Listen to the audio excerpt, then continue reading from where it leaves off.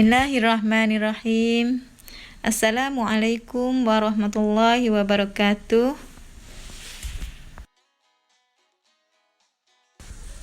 Berjumpa lagi dengan saya Kak Kasma binti Ismail. Apa kabar pelajar semua? Kak harap pelajar semua sihat dan juga sentiasa dalam jagaan dan juga keridaan Allah. Tajuk yang kita nak belajar hari ini ialah ragam ayat. Ragam ayat terbagi kepada dua, iaitu ayat aktif dan juga ayat pasif.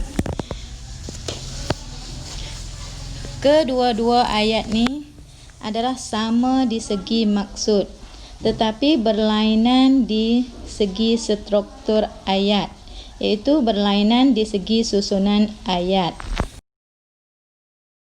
Terlebih dahulu hari ini Kak nak ngajar tentang hal ayat aktif. Apa itu ayat aktif? Ayat aktif ialah ayat yang mengutamakan pelaku sebagai subjek dalam ayat.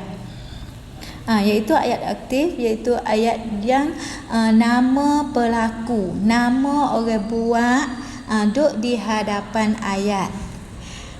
Yang kedua, ayat aktif, kata kerja dalam ayat aktif biasanya berimbuhan men-i dan juga men-kan. Contoh, memasak, memberikan dan juga menemani. Ada juga beberapa kalimah yang tak kena bubuh imbuhan me, seperti makan, minum, minta dan sebagainya. Kalau contoh, saya makan nasi, kita tak kena bubuh kata saya memakan nasi. Saya meminum air, kita tak kena bubuh kata saya meminum air. Kerana makan dan juga minum tu kita sudah faham artinya dengan tak kena bubuh imbuhan. Iaitu kalimah makan dan juga minum tu boleh berdiri dengan sendiri. Seterusnya kita mari tengok contoh ayat aktif. Contoh yang pertama, Din menendang bola. Din menendang bola. Din adalah subjek ataupun pelaku dalam ayat. Maka ayat ini adalah ayat aktif oleh kerana si pelaku duduk di depan ayat. Manakala menendang adalah kata kerja yang ada imbuhan me. Kita tengok contoh yang kedua, iaitu burung terbang di angkasa. Burung adalah pelaku. Burung adalah yang melakukan. Iaitu burung tu adalah yang melakukan duduk di hadapan ayat. Maka ayat ni jadi ayat aktif. Ayat aktif terbagi kepada dua, iaitu ayat aktif transitif dan juga ayat aktif tak transitif. Kita mari kenal dulu tentang hal ayat aktif transitif. Ayat aktif transitif ialah ayat yang mengandungi kata kerja transitif. Apa kata kerja transitif? Iaitu kata kerja yang perlu kepada objek. Kata kerja yang perlu kepada benda ataupun orang yang kena buat. Iaitu kata kerja transitif. Selepas daripada kata kerja transitif yang kena ada objek, kena ada orang ataupun benda yang kena buat. Cuba kita mari tengok contoh ayat aktif transitif. Itu contoh yang pertama, adik mengasah pensil. Adik mengasah pensil. Adik itu adalah subjek, iaitu orang yang melakukan, orang juru buat. Mengasah adalah kata kerja transitif, iaitu kata kerja yang perlu kepada objek. Kata kerja yang penting kena ada orang kena buat, iaitu apa yang kena buat dalam contoh ayat ni, iaitu pensil, iaitu pensil yang kena asah. Contoh yang kedua. Yang kedua ialah kucing mengejar tikus. Kucing mengejar tikus. Kucing adalah pelaku. Mengejar adalah ayat aktif transitif, iaitu ayat yang perlu kepada objek, yang perlu kepada orang yang kena, orang ataupun benda yang kena buat, iaitu apa yang kena kejar di sini iaitu tikus. Maka ayat ni, kedua-dua ayat ni adalah contoh bagi ayat aktif transitif. Seterusnya kita mari tengok ayat aktif tak transitif.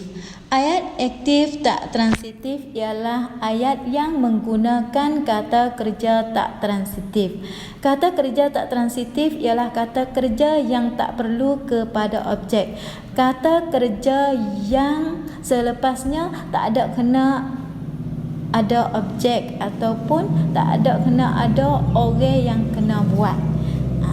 Contoh, anak-anak mandi di sungai. Anak adalah pelaku. Anak adalah orang juru buat. Mandi adalah kata kerja tak transitif, iaitu kata kerja yang tak perlu kepada objek.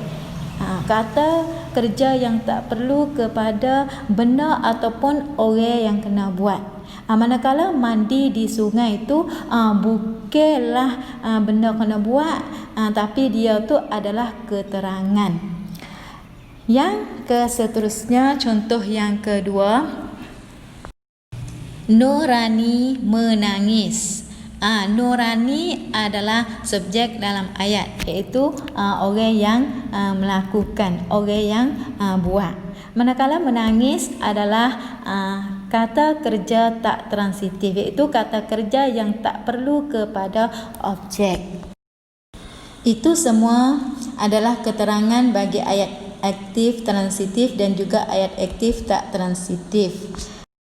Sebelum daripada Kak nak mengundurkan diri, Kak nak beri beberapa soalan bagi pelajar semua, supaya nak belajar tu asingkan atau bezakan yang mana jadi ayat aktif transitif ataupun ayat aktif tak transitif.